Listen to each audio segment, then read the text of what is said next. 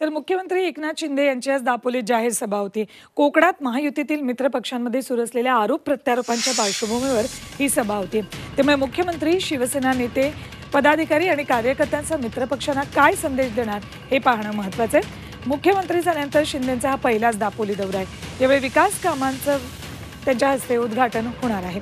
तर मुख्यमंत्र्यांच्या सभेसाठी कशी तयारी सुरू आहे सांगतात आमचे प्रतिनिधी प्रणव पोळेकर।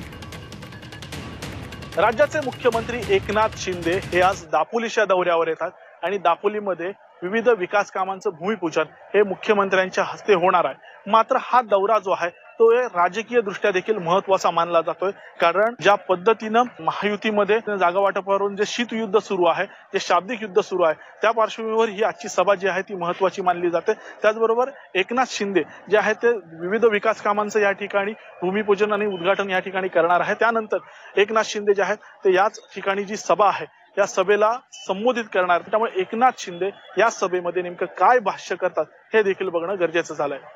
प्रणव पोळेकर, झी मीडिया, दापोली।